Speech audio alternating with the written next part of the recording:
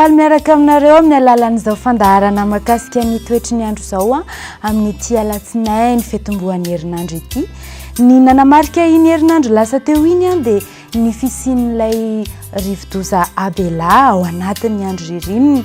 Tamin'ny fafito ambin'ny folo ny volana Jolay izy no niforona dia ny andian-drahona nentiny no nanatevin-daharana ny rahona tamin'ny ilany atsinanana iny dia nahazorana betsabetsaka izany ny atsinanana.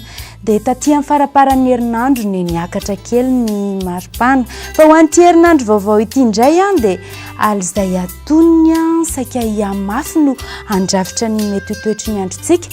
Vokatr'izay dia ririnina moa ny andro mbola angatsiaka hatrany izany fa iny ilany atsinanana iny ahazorana malefadefaka izy amin'ny fiandohan'ny herinandro fa any amin'ny ampovoan'ny herinandro sy ny faraparany ihany dia hiamatevina ny rotsakorana. Azo erikerika koa ary ny aty amin'ny fatry ny afovoantany fa ny ilany andrefana dia saika mazava foana ny lanitra. Mety efa ho tadidintsika tsy enjery angamba izay hoe rehefa ririnina toy izao dia alizay matetika ny mandrafitra ny toetry ny andro. Raha jerentsika ny rapitso manokana dia manorana ny ilany atsinanan'ny Madagasikara iny afa-tsy ny aty amin'ny faritra atsimo atsinanana aty dia azo erikerika ny ilany atsinanan'ny afovoantany dia somary ahazorana tandrifin-drahona ny any amin'ny faritry Sofia any ny vao maraina fa rehefa tonga ny hariva dia isindy izay oran'izay ifandimby-drahona sy ny masoandro ny amin'ny faritra iny fa ikisaka kely any amin'ny faritry Diana ny orana tandrifin-drahona malefaka. Ny ilany atsinanana moa dia mahazo orana mandra-parivan'ny andro sisan'izay dia saika ifandimby-drahona sy ny masoandro afa-tsy ny ilany atsimo atsinanan'ny faritry ny afovoantany mbola mahazo erikerika kely ihany.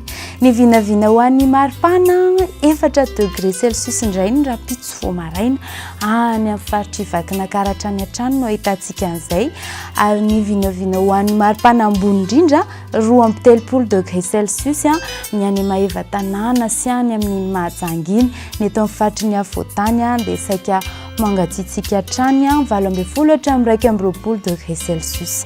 Ho antsika izay mety mamita hira ka ny ivelan'ny Madagasikara any amin'ireto firenena vitsivitsy ireto dia ny any Milan, Paris ary ny any Bangkok ifandimby-drahona sy ny masoandro rapitso. Ny any Johannesburg any nanao andro tankorana izany ho antsika ho an'ny Afrika Atsimo ary ny any Nairobi dia anorana tandrifin-drahona ny andro. Ho an'ireo nosy manodidina antsika dia ny any Port-Louis, ny any Comores ary ny any Saint-Denis no ifandimby-drahona sy ny masoandro fa ny any Seychelles any no ahitana orana malefaka tandrifin-drahona kely.